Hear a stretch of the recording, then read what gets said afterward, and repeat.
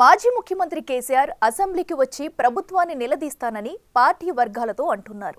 2 టర్ములో అధికారం చెలాయించి అది పోగానే దాదాపు ఏడాదికి పైగా ఫామ్ హౌస్ కు పరిమితమైన గులాబీ బాస్ ఇప్పుడు అసెంబ్లీకి హాజరై ప్రధాన ప్రతిపక్ష నేత పాత్ర పోషిస్తారా? అసెంబ్లీ ఎన్నికల్లో ఓటమి, లోక్సభ ఎన్నికల్లో చావు దెబ్బతో కుంగిపోతున్న పార్టీ శ్రేణులను యాక్టివ్ చేసే ప్రయత్నం చేస్తారా? లేకపోతే గత బడ్జెట్ సమావేశాల్లో వ్యవహరించినట్లు అసెంబ్లీకి ఇలా వచ్చి అలా వెళ్ళిపోతారా?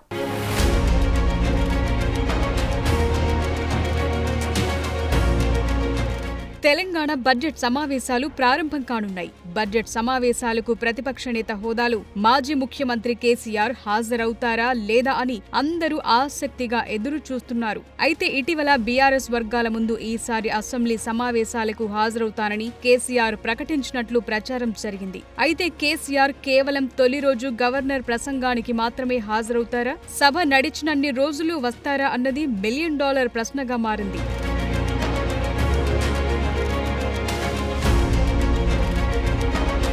అసెంబ్లీ సమావేశాల ముందు రోజు కేసీఆర్ ఫామ్ హౌస్ నుంచి బయటకొచ్చారు. సుదీర్ఘ విరామం తరువాత తెలంగాణ భవన్ కొచ్చిన కేసీఆర్ అసెంబ్లీ బడ్జెట్ సమావేశాల నేపథ్యంలో అసెంబ్లీలో అనుసరించాల్సిన వ్యూహంపై ఎమ్మెల్యేలు, ఎమ్మెల్సీలతో చర్చించారు. అసెంబ్లీలో అనుసరించాల్సిన వ్యూహంపై తన పార్టీ సభ్యులకు కేసీఆర్ దిశానిర్దేశం చేశారు. ఫిరాయింపు ఎమ్మెల్యేల వ్యవహారంతో పాటు ప్రభుత్వ వైఫల్యాలను సభలో ఎత్తి చూపుతూ అధికార పక్షాన్ని ఇరుకున పెట్టేలా ఆయన వ్యూహరచన చేస్తున్నారట.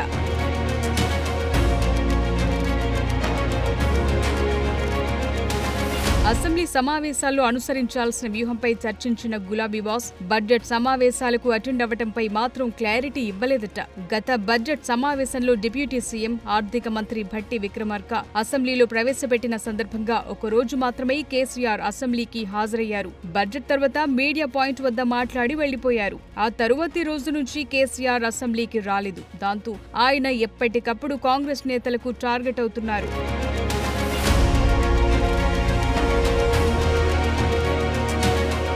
ఈసారి బడ్జెట్ సమావేశాల్లో సైతం మాజీ సీఎం అదే రిపీట్ చేస్తారా అన్న అనుమానాలు వ్యక్తమవుతున్నాయి. ఆ క్రమంలో ఈసారి కేసీఆర్ స్ట్రాటజీపై తెలంగాణ రాజకీయాల్లో పెద్ద చర్చ జరుగుతోంది. బీఆర్ఎస్ వర్కింగ్ ప్రెసిడెంట్ కేటీఆర్ మాత్రం కేసీఆర్ కొడుకుగా, అభిమానిగా ఆయన అసెంబ్లీకి రాకూడదని కోరుకుంటున్నట్లు చెప్తున్నారు. అదేమంటే సభలో కేసీఆర్ స్థాయికి తగ్గ వ్యక్తులు లేరని, సభ మర్యాదలు మరచి కాంగ్రెస్ నేతలు వ్యవహరిస్తున్నారని అంటున్నారు.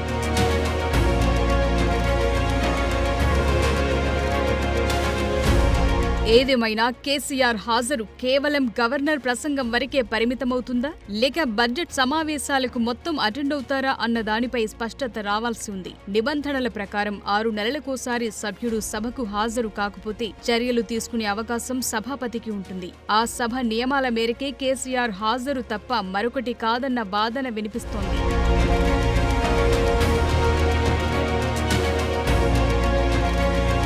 కేసీఆర్ హాజరుతో పాటు పార్టీ మారిన ఎమ్మెల్యేలు సభలో ఎటువైపు కూర్చుంటారన్నది హాట్ టాపిక్ గా మారింది. ఓవైపు పార్టీ మారిన ఎమ్మెల్యేల అనర్హత పిటిషన్పై సుప్రీంకోర్టులో విచారణ జరుగుతోంది. మరోవైపు కేసీఆర్ సభకొస్తే పార్టీ మారిన ఎమ్మెల్యేలు ఎప్పటిలాగా వెనకే కూర్చుంటారా, బీఆర్ఎస్ వరుసలో చేరుతారా, అధికార పక్షంతో కలిసి కూర్చుంటారా అన్నది ఆసక్తికరంగా మారింది. కొంతమంది ఎమ్మెల్యేలు తాము పార్టీ మారలేదని, కొంతమంది కాంగ్రెస్ ఫ్లెక్సీల్లో తమ ఫోటోలు పెట్టారని ఏకంగా పోలీస్ స్టేషన్లో ఫిర్యాదు చేశారు. ఆ క్రమంలో సుప్రీంకోర్టు కేసు ఎఫెక్ట్తో అసెంబ్లీ లాబీల్లో ఫిరాయింపు ఎమ్మెల్యేల తీరు ఎలా ఉంటుందో అనేది ఇంట్రెస్టింగ్ గా మారింది.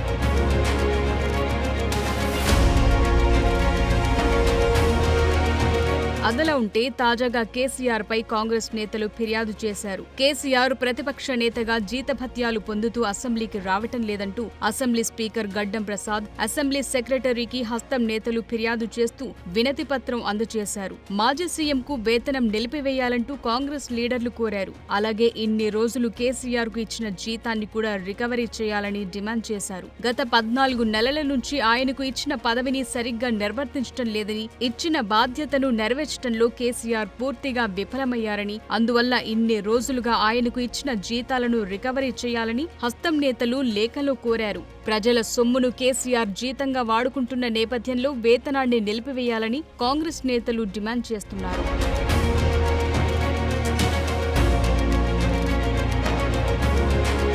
అయితే మళ్లీ కేసీఆర్ అసెంబ్లీకొస్తే ఆయన్ను కించపరిచే అవకాశం ఉందని, ర్యాగింగ్ చేసే ఛాన్స్ ఉంది కాబట్టి ఆయన అసెంబ్లీకి రావటం లేదని బీఆర్ఎస్ నేతలు చెప్పుకొస్తున్నారు. ఒకవేళ కేసీఆర్ అసెంబ్లీకొస్తే ర్యాగింగ్ చేయాలనే ఉద్దేశంతోనే కాంగ్రెస్ నేతలు పదే పదే అసెంబ్లీకి రావాలని డిమాండ్ చేస్తున్నారనేది బీఆర్ఎస్ నేతల వాదన.